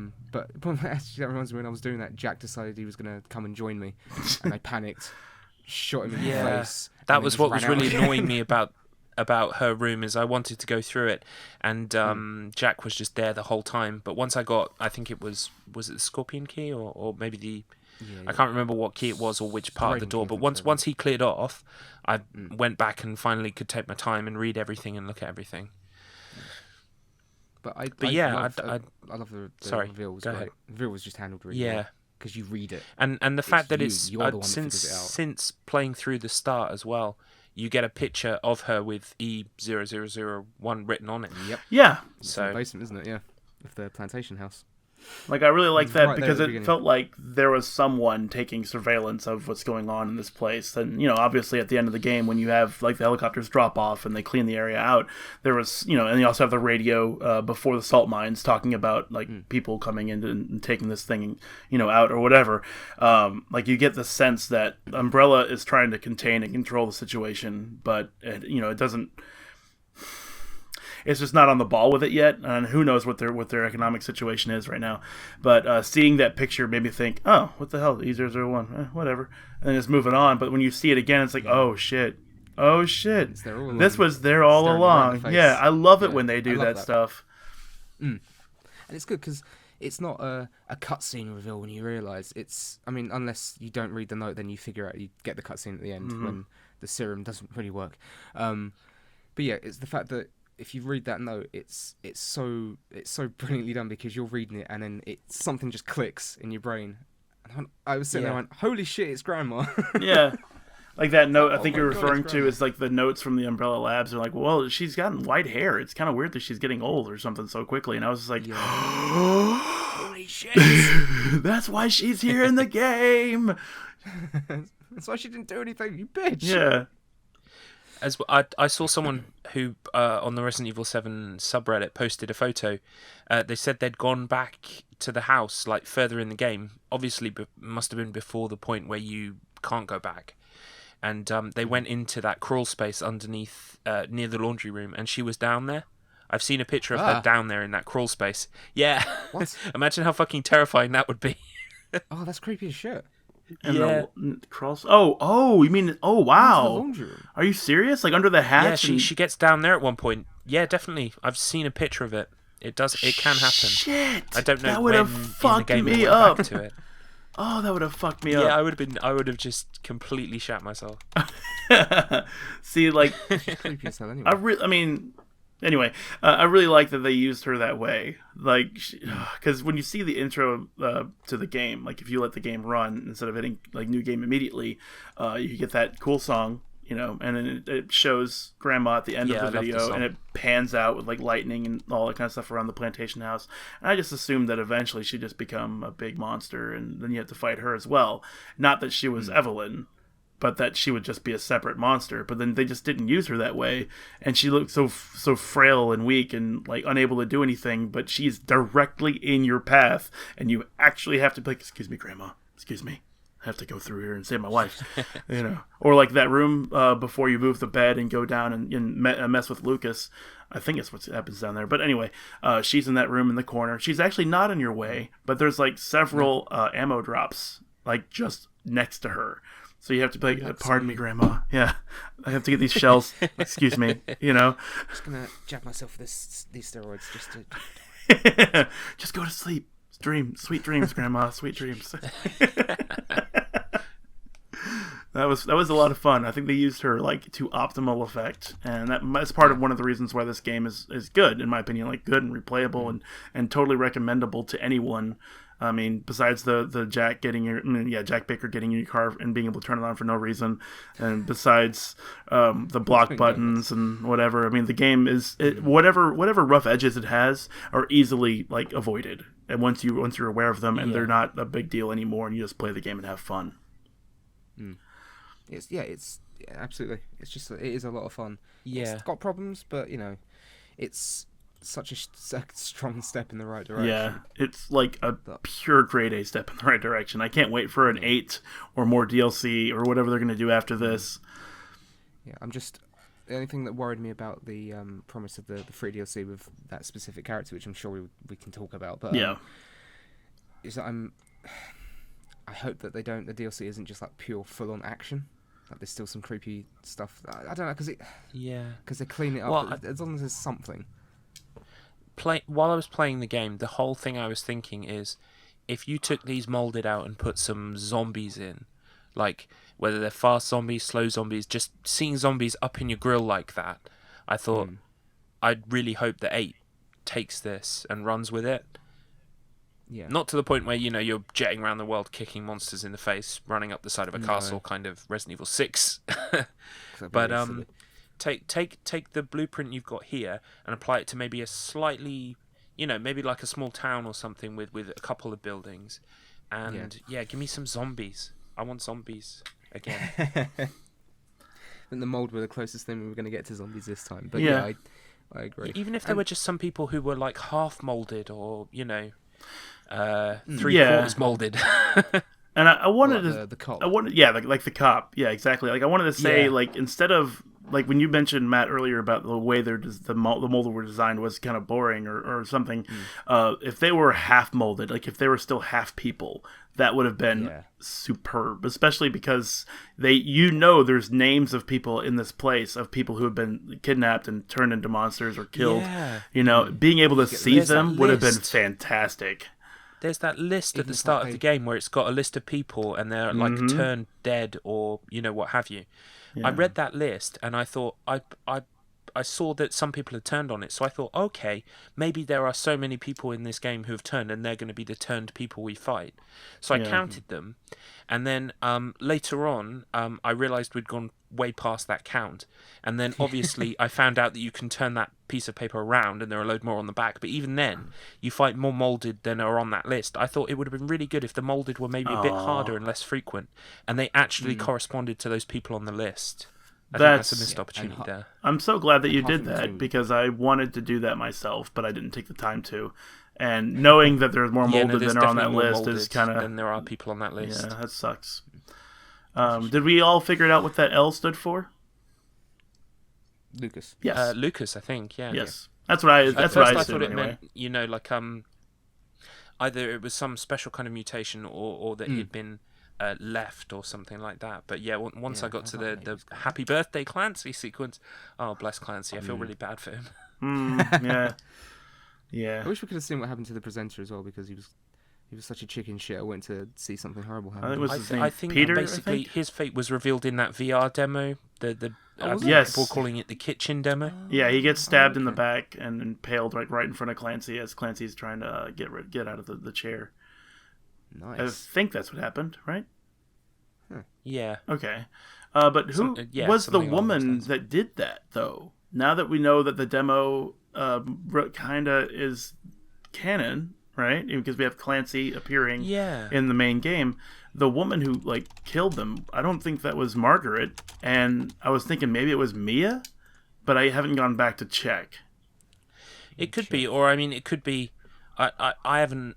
I don't remember what the woman looks like, but it could be Evelyn before she turned completely old. But I mean, it could be. Yeah, that's. I don't know. I'm just throwing that out there. No, that's definitely an option because I mean. Damn it. Yeah, because I remember that demo had the spooky supernatural flying around girl, and I was always thinking like, oh, they're gonna do PT. This is so stupid. I can't believe they're just gonna take it and turn it into their own thing. But it makes sense because she does hallucination stuff, and people just see things, and like when you beat Resident Evil 7, you see Mia with a chainsaw again, even though she's not really there, and she's attacking you and like flashing in and out of your face, and it's like, oh fuck, where am I taking damage? I don't even know. Should I fight her? That was a lot of fun until you realize it was an illusion. You can just like run past her, just like put your hand in her face and just walk by. I just want to say that I enjoyed Resident Evil 7, but please can we maybe move away from creepy little girls? Yeah, as a kind of a horror trope. Yeah, that's being done. Yeah, it's been well done. And she's got dark, the hairs in front and of her a blue dress, like even down to the color of the dress, almost it's the same color. That colonial, like old world sort of style too. It's like put her in something like normal at least. Yeah. Okay, I just looked up the kitchen demo footage, and it looks like it's Mia that kills the presenter. Really? Oh, okay. Yeah. Wow, that's awesome. Unless they changed it. Maybe they changed it. But in the footage I've just watched, it's Mia. It's definitely Mia. That's awesome. Man. Well, yeah, because you kind of figure she must have been playing some part in what Evie was making the family do. So. Yeah, I mean, she'd been there for 3 years. Exactly. So like the Stuart Gator show, like you get you see the van on the way into the house, so they've been there a while, and they've had 3 years of like hostage taking and all that kind of stuff going on, and yeah, I mean that's do really like cool. the way they played with time, and and you just through things that you did in the environment, like you open the fridge on your way through, and you see how awful it is, or you open the pot and all the cockroaches come out. Then when you do the same things on the tape, you see that they aren't as bad, so it's a really good way of showing time and stuff. I like that a lot. Yeah. And also if you unlock the one of the drawers with the lockpick, when you're playing as Clancy, it's open. Yeah, for Ethan. that lockpick, that fucking lockpick is like right at your feet. Yeah. I missed it the first time. It's one of the few coins I missed on my way through. Yeah, I missed a few coins. Wait. Was it at your feet in Resident Evil 7 or the demo? It's not in the demo. It's you can use a lockpick in the demo in the past to unlock something in the future, but in the demo. But this was the same thing in the game, except the lockpick was in a different position. The lockpick in the demo was between the fridge and the cooker. Yeah. But in the game, it's like just on the ground, right behind where you start. Oh, because I was looking for that, and I spent so much time, and I was very conscious of like my recording. I wasn't trying to like look around for too much and then have to edit that out after like 20 minutes of searching for the lockpick. But I knew where it was supposed to be. I never found it in the demo, but I've seen the demo, and I know where it was supposed to be. And I was like, I don't see it. And then I walk away, and I come back, and I go back there. I'm like, no, I still don't see it there. Like there's supposed to be a lockpick there. It's put in a place that you would have to know it was there, which is kind of annoying. Yeah, that is annoying. Yeah, that's kind of cheap. So, just to play somewhere that's really cheap. Okay, why would you look down immediately? We're at something like nearly an hour and a half, so I'm probably going to close this off now just by bringing up the subject of Chris Redfield. Yes, but who wants to go first? Is it Chris Redfield? That's the question.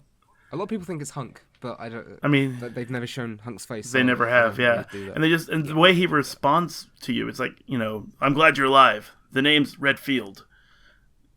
Yeah. That makes me think maybe his name is Red and Field, like his first name is Red, like Red Skelton, and his last name is Field. Well, the way I sort of took it in terms of the tone and everything else is that it's probably, hopefully, a Metal Gear Solid kind of thing, like, oh, just call me Deep Throat from the Watergate scandal. In terms of Solid Snake Simulation, people using the code names, different people using the same code names. So they're using Redfield because it's been established somehow he was involved, or that kind of thing.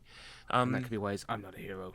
Yeah, it's bizarre for sure. I mean, obviously, in terms of Resident Evil and the canon of characters and their looks, Chris is about due for a change, seeing as Leon gets one every game. Yeah. And it does mean that they've changed his voice. That if it is Chris Redfield, it means that they've changed how he looks and they've changed his voice actor again.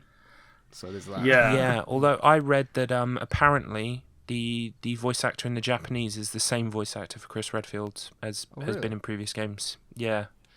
I don't know if that's true, but I read it. I like that. I don't know if it's true, but I read it somewhere. Yeah. And he is credited as Chris Redfield. Okay. Oh, they've done a big boss. They've big bossed him. Yeah. Like the other theory I have. You played us like a damn fiddle. Oh, God. This is good screenwriting. Yeah. But the other theory I came up with was basically that he's working with Umbrella now. Like, how better to stop the problem than at the source? And being employed with them, with all the experience that he has, Umbrella would be very interested in hiring him on if you wanted to turn coat or flip sides. And even then, like, Chris could, try to like sabotage things from the inside, but only after developing a sense of trust and all that kind of stuff. Perhaps. Yeah, I mean that's probably the only reason in terms of keeping it true to the character that the character would join anything that said Umbrella on the side. Yeah. Yeah, because it's and obviously the logo is different. It's like a purplish logo, but it definitely said Umbrella. So it's definitely the Umbrella Corporation. But I mean, it might. This has raised questions. I mean, it might not be the ye old evil Umbrella Corporation. Although I don't understand why any organisation would want to associate themselves with a name like that. Even if they were, no, we're the good ones, and we're trying to stop all the bad stuff. Yeah, we're good Umbrella. We're taking it back. Well, I mean, I could see, I could see a corporation called Umbrella that is essentially kind of Umbrella going, okay, we need to set out to right the wrongs of all these bioweapons in the world and what have you. And I could also see the kind of like the undercurrent being they would go out and secure these weapons for themselves to become great again, and that's the twist. But it still doesn't explain why Chris would be working for them. Yeah, that's strange. I mean, unless it's just some subgroup in the BSAA. Yeah. For shits and giggles. Undercover BSAA. The thing is, I just like you, Tom, I read it. I don't know if it's true. That if you played Umbrella, the most recent Resident Evil game that came out that was about Umbrella as a squad going into Raccoon City. And that kind of... That awful online shooter thing. Oh, God. Exactly, the online shooter thing. The one that came out like last year or maybe the year before, I'm not sure. Apparently Umbrella's logo is the same in that game as the one in Resident Evil 7. Oh. Is there any kind of lore in that game, do you know of that? As far as I know, explains that? No, but I don't know.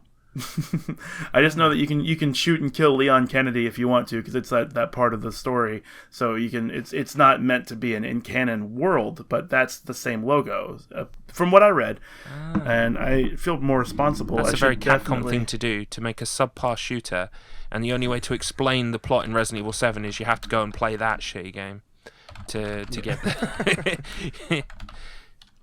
And it was released first. No one knows the answers to Resident Evil 7 yet because no one played that game.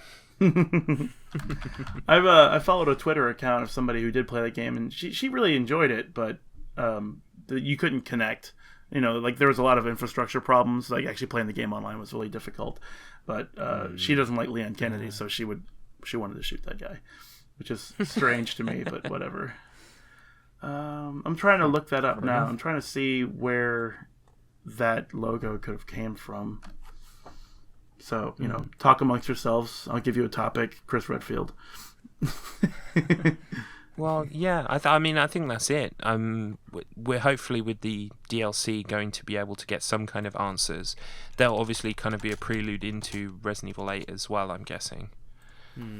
Hopefully. Yeah. But I mean, I'm open to the idea of him being working with the remnants of Umbrella to right the wrongs in the world. That's okay. Yeah, that would be cool. I'd be down with that. Yeah. And then you just have some stragglers who still want to, do the Umbrella thing the old classic way, and then that's who your bad guy is, and that's fine with me. Yeah, that works for me as well. It might be the same organization that was working with Lucas as well, and that's why they know to turn up and look for it. That is a good one actually, and we don't know if they're anything to do with Mia either. Yeah, we have a separate company with Mia, because was it like Triton or Trintech or something? I can't remember what it was called. When in 5 in Tricell. No, it wasn't Tricell. It was in 7, and it was part of the. It was part of like the notes you were reading, like when you got to the end of the game. They mentioned another company entirely. In fact, the Necro whatever they called the disease that created Evelyn, they had that was their cases, as far as I could tell. So I mean, Umbrella could be coming to claim those things for themselves. It may not have actually been. I mean, I'm just spitballing right now, but it may not have actually been Umbrella who created Evelyn. But now I'm not even sure anymore, because it's like this is a whole new thought path, and I'm not sure I've considered all the details. Well, they've toyed before in the series with that kind of corporate espionage kind of aspect of the plot. Yeah, you know, people crossing and double crossing, taking viruses for their organization and so on. Yeah, there's always someone out for someone else. But the other thing I just realised as well is that the watch that he has at the end, that Ethan has at the end, that's how Chris communicates. Well, if he is Chris, that's how they communicate with him. They tend to pick up the weapon that was in the box. Yeah. Yeah. The radio comes through his watch. Which raises all kinds of new questions. Yeah, maybe it was an S3 all along, you know, Solid Snake Simulation. Put this guy into an outbreak situation to train him up to be a Umbrella Corps dude. Perhaps, because we don't really know much about Ethan either. Yeah, he's a blank slate. I like Ethan. There's nothing to like about Ethan. What are you talking about? I like some of his dialogue. I mean, some of it is over the top, but when you're crawling through that crawl space in the Marguerite Bug Shack, and all the millipedes fall down, and he goes like, fuck, or something. It's like, You know, I was thinking, yeah, I agree with you completely. Well, yeah, we all agree with him, but he's also encountered Molded at this point, like several times over, and a bug lady who can summon wasps from her vajayjay, and no. Yeah, her no-no zone, from her bathing suit area. And do you think Ethan had any idea at all about what Mia was doing? I am down with the fact that he is also an employee of whatever Mia's working with. Mia's working with. I'm down with the fact that he's she completely calls it babysitting. in the know. Yeah, in the video. Or if he's actually an Umbrella operative, and she has no idea. Ooh, double cross. Trouble in paradise, huh? One of my favourite moments with Ethan, I think, is right at the beginning after you've had your hand chainsawed off. Right, as you do. Is when you exactly. He takes it rather well. Doesn't bleed too much either, which is surprising. Just spurts a bit. But it's when he picks up the pistol. He picks up the pistol and he reacts like every other player that's playing the game at that moment. Mm-hmm. It's not, I can't remember his exact words, but he picks up and it's basically along the lines of, fine, okay then. Yeah, he goes, all right. Have it your way. Yeah, like, you want a divorce? Fine. I'll give you a divorce at the end of this pistol. You know? You're going to chop my arm off, I'm going to shoot you in the face. Right. It's just so silly when that hand gets cut off and you're walking forward and it says, a hand. And you just pick it up. I'll just pick it up and put it in my pocket. Like, yeah, sure. What if you don't pick it up? I was wondering this the other day. Yeah. I'm guessing you have to. Yeah, I'm certain that Margaret would still like pick it up for you and sew it on. I'm sure there wouldn't be like a wildly different scenario where you just don't have a hand anymore, or you just have the codec or codex, I think it's what they called it, and it's just wrapped around your stump. Because like really in the rest of the game you don't use your left hand except for when you use that chainsaw in the Jack Baker 2.0 fight. Yeah. Oh yeah, there's that. It was like when you get your leg cut off, you have to pick it up first and put it in your inventory. Yeah. I better just take that and I'll sort that out later. I'll fix it somehow. I'm sure I have a bottle of something. This will work. Yeah.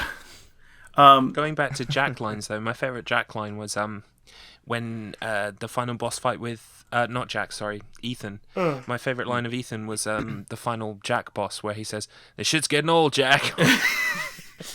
Right? Like, really? Yeah, he's approaching it with all the mannerisms of like the Doom Marine, you know? Like, he's just like okay zany, with everything. He's just walking through the house. To be fair, that's after the whole chainsaw groovy thing, and he goes, "That's not groovy, Jack." Yeah, groovy. That's not groovy. It was like when you get out of the crawl space into the laundry room and you can like examine, and one of the things you can examine are the socks, and it just says, "These stink." Like, you're taking this really well, Ethan. Yeah. Taking it a lot better than I'd be. Like, God, well, that, and he's musing about whose bra is in the trailer as well. Yeah, like what? Yeah, where can you pick up the bra? I don't know. Hey, Zoe, I picked up your bra earlier. Thanks. Put it back though. It's not mine. Put it back. Like, it's not Mia's. Right. Put that back. Like, Doesn't smell like Mia. Put it back. Before we close off everything, one thing that made me laugh uncontrollably once I started thinking about it was the final, I don't even want to say boss fight with Evelyn when you have to jab her with the serum. Like, jab her with the serum, it'll kill her. It doesn't really work. No, it doesn't. No. You kind of jab with it, she melts, horrifyingly melts. In your face. And then just turns into a giant mold monster. Yeah.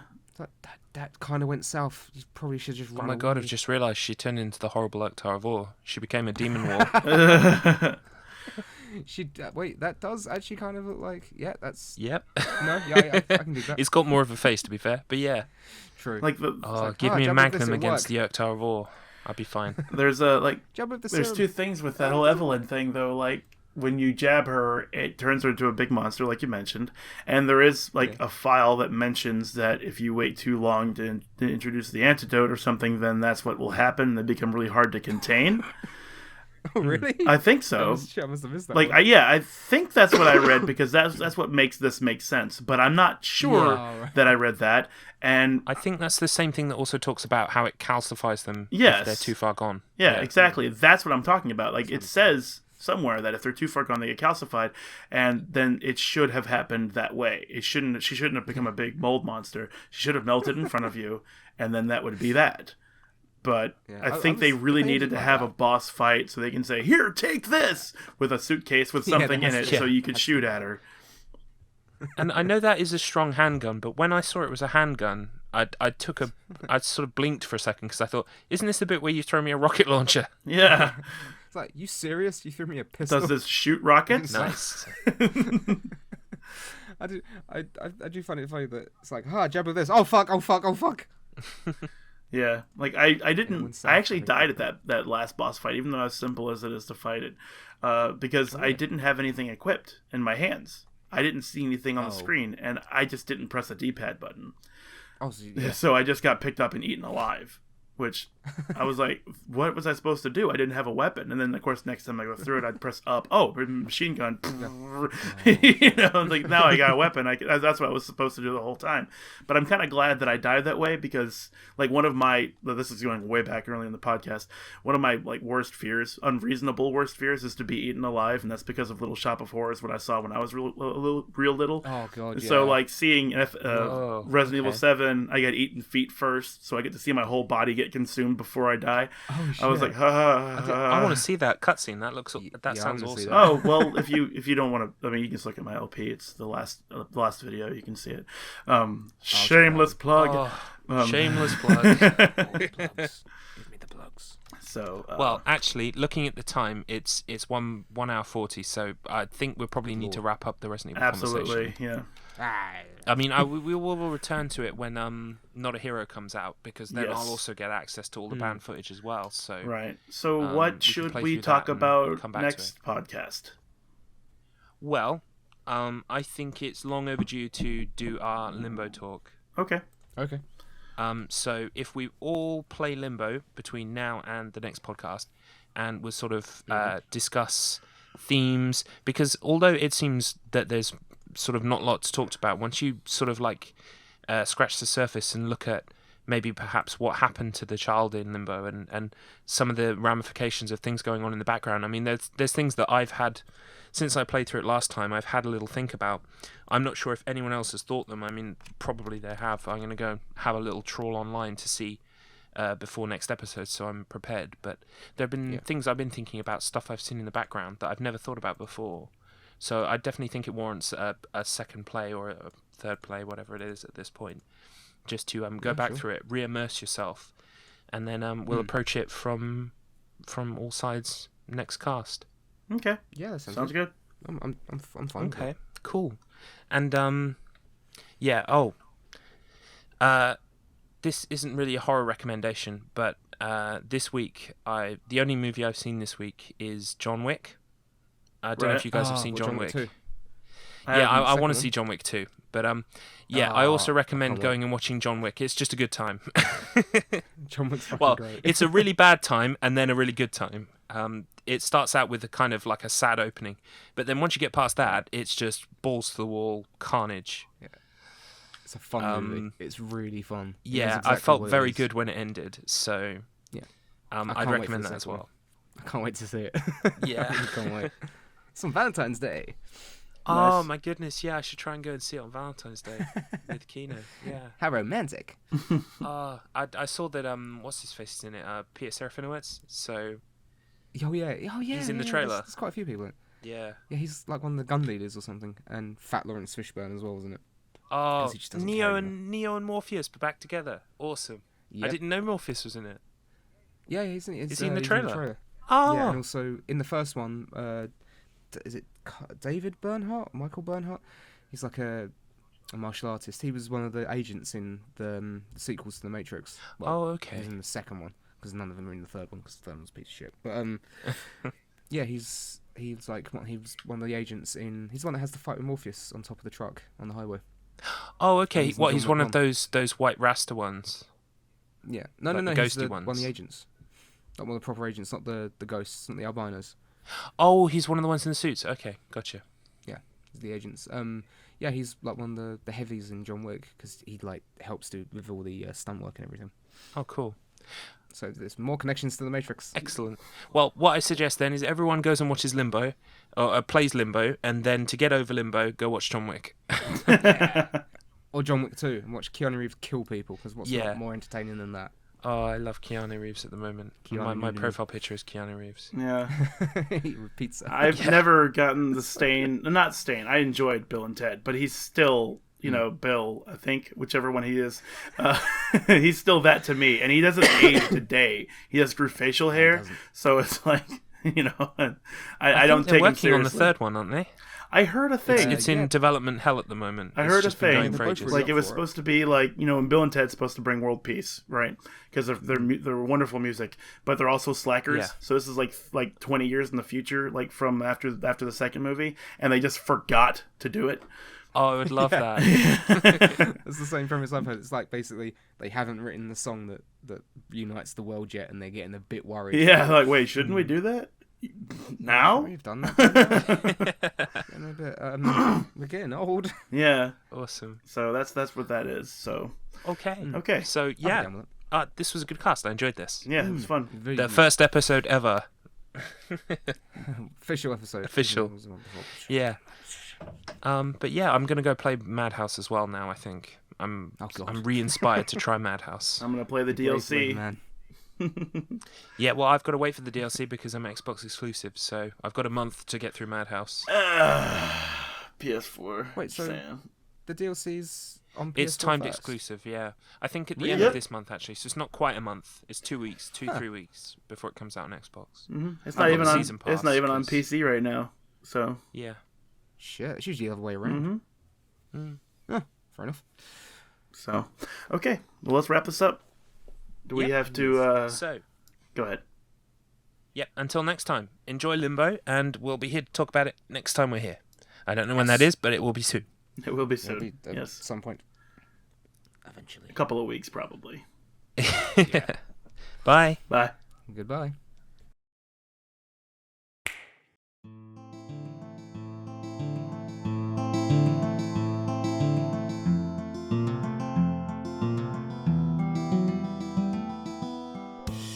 This episode of Spoilers of the Damned was hosted by Axton10_61, Madcus Finch, and Garlops.